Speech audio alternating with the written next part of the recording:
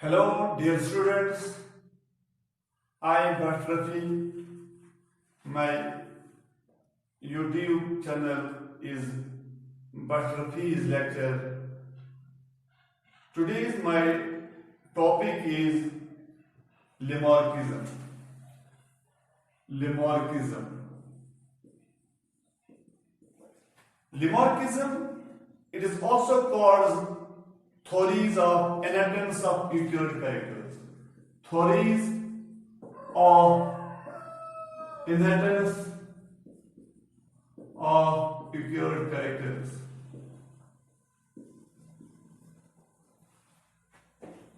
It is also called the theory of inheritance of Euclid characters. This theory was put forth by C.D. Lamarck. It was put forth by C.D. Lamarck in 1809. This theory is based on comparison.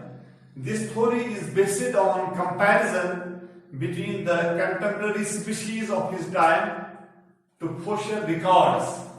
You all know that fossils means the remains or impressions of dead animals or plants that live in remote past. Fossil records. This story is based on inheritance of Euclid characters, which are defined as the changes or variations developed in the body of an organism from normal characters in response to the changes in the environment or in the functioning, use and disuse of organ in their own lifetime to fulfill their new needs. Thus, Lamarck stressed on adaptation as means of evolutionary modification.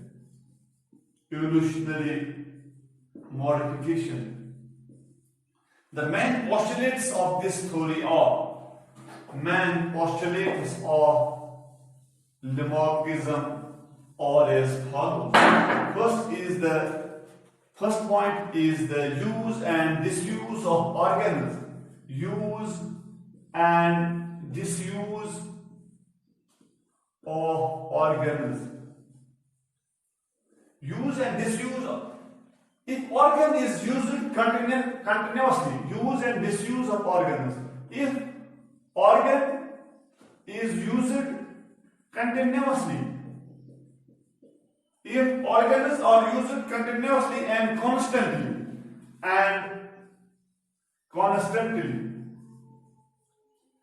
it will become highly developed. It will become highly developed. If organ is used continuously and constantly, it will tend to become highly developed, whereas disuse result in its degeneration. Use and disuse. Or we say that growth, development, form and functioning of an organ depends upon its use and disuse.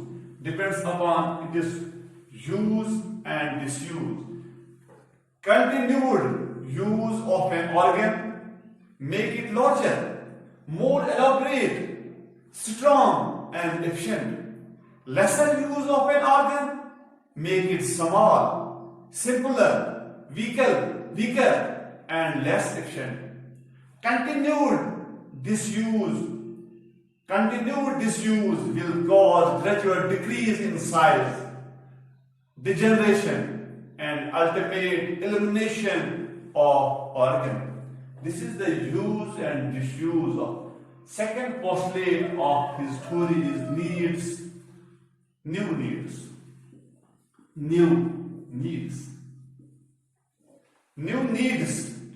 Every organism is found in some kind of environment.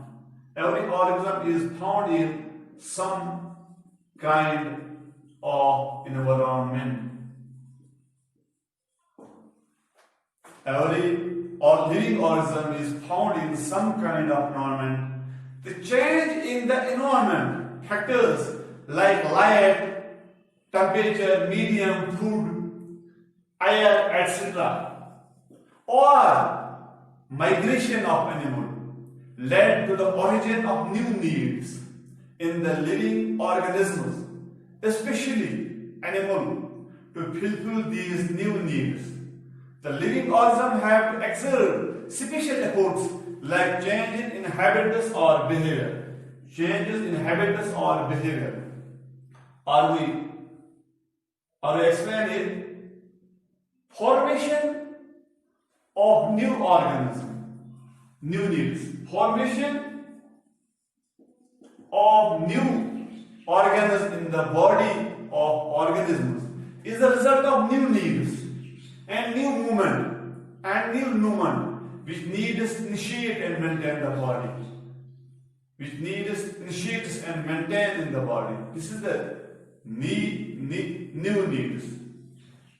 And third point is the inheritance of acquired characters. These are the postulates of Lamarckism. Inheritance of acquired characters. Inheritance of acquired characters. Lamarck believed that acquired characters are inheritable. He believed that inheritance, acquired characters are inheritable. Inheritance means from genetic, from transfer characters from parent to offspring. Lamarck believed that acquired characters are inheritable and transmitted to the offsprings, so that they are born fit to face. So these are born fit to face the changing environment conditions and changes of their survival or increase. I repeat this. Lamarck believed that acquired characters are inheritable and are transmitted to the offsprings, so that these are born fit to face the changing environment conditions and chances of their survival or increase. Unki chances survive, they are increased, they are better. This was the Lamarck's third postulate. And now, fourth postulate of Lamarckism or internal vital force. Internal vital force. Internal vital force, it was his postulate. It is not final. Internal vital force. Organisms have internal vital. Organisms have internal vital force. Organisms have internal vital force which causes them to increase in size, which causes them to increase in size,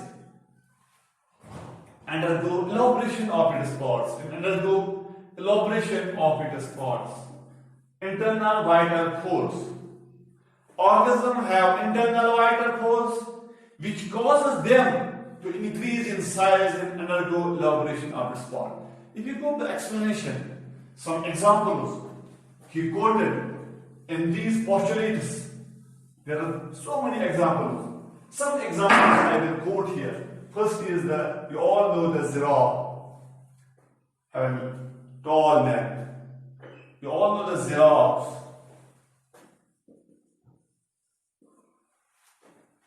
Giraffes obtain this long leg by stretching it upwards. Long neck, and by stretching it upwards to reach the available food. In form of leaves from tall trees. This is the first example. And second example is the snake. You all know the snakes. Snakes, as per his view, as per his research, snakes, they are four-footed reptiles. Their ancestors were four-footed reptiles.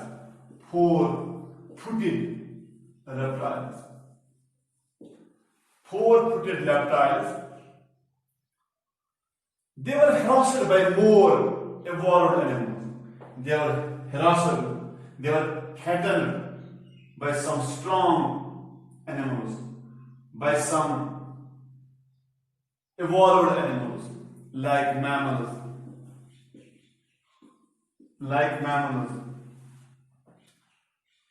As a result, ancestors of the snakes started living in their vegetation, narrow caves and burrows. The mode of locomotion changes from running to crawling.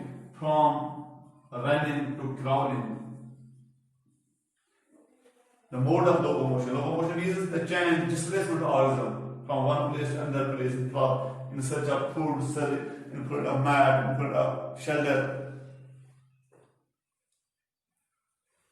From running to crawling limbs become useless. The body was stretched to accommodate to narrow spaces. Stretching and crawling mode of bone marrow. Elongated and cylindrical limbs. Repeated snakes. Snakes, the ancestors are four-footed reptiles. They were harassed by some strong animals, by evolved animals like mammals. As a result, ancestors of snakes start living in thick vegetations, narrow caves and burrows. The mode of locomotion changes from running to crawling. Limbs become useless. The body was stretched. To accommodate in narrow space, stretching and crawling mode, the bone marrow, elongated, cylindrical and limbless. Third example is the whale. You all know the whales. Whales are aquatic mammals. Whales are mammals or terrestrial animals. Terrestrial means which live on land. They were terrestrial animals. But due to some environmental changes or scarcity of food, or due to the enemies, whales are forced to migrate water. The circumstances does not allow whales to sit on land. They are forced to migrate from the land to water, where they develop aquatic adaptation, where they develop aquatic whales, and repeat this whales,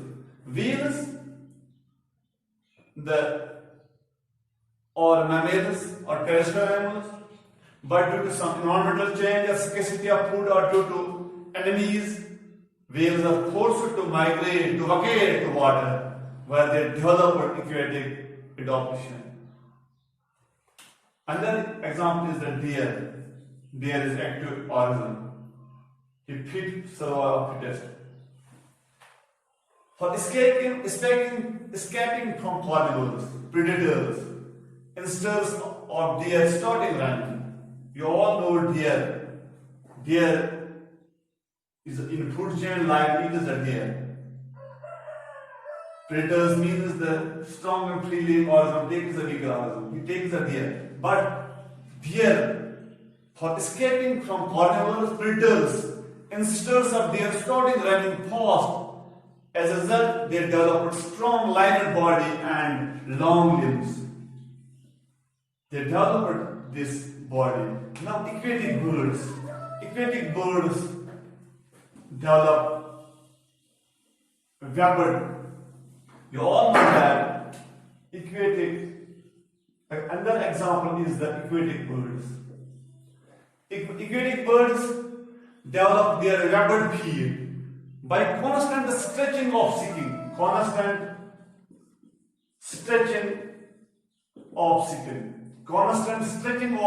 skin of their feet in swimming over the water surface. I will repeat it. Aquatic birds developed their webbed feet by constant stretching of skin of their feet in swimming over the water surface. Another example is the webbed toes of aquatic birds. toes of aquatic birds. You all know that ducks, swans, and other aquatic birds have evolved from terrestrial ancestors, later visited water. Later they visited water. Why they visited water? In search of food. They visited the water in search of food, stretched their feet and developed vapor, which helped them in walking over muddy water, banks, muddy banks, and swimming over water. These are the vapor toes of aquatic birds. Ducks, swans, and other aquatic birds have evolved from terrestrial ancestors. They were only the land animal. They later visited water in search of food, stretched their feet and developed vapors which helped them walking over muddy banks and swimming over the water. And that is flightless birds. Flightless birds. Flightless birds. Flightless birds, the ancestors of flightless birds like kiwi must have been able to fly normal and live on the trees. However, in areas devoid of terrestrial predators, there was not terrestrial predators and abundant food on ground. There was large food on ground. The birds must have preferred to remain on the ground for most of time. They remain ground most of time, and they forget the flying. The birds must have preferred to remain on ground for most of time. Wings were used slowly. Wings were used only rarely. Wings muscle become weak, and they forget, and they can't fly. Another example is the phylogenetic series of horse, elephant, other that increase in size from simpler to complex forms. So this was the theory of this was the Lamarckism theory of inheritance of equal characters. It is also called the Lamarckism because it was put forward by Lamarckism, and explained his postulates. And in second lecture we'll go for some more examples and criticism of this Lamarckism. So rest is okay. Thank you all.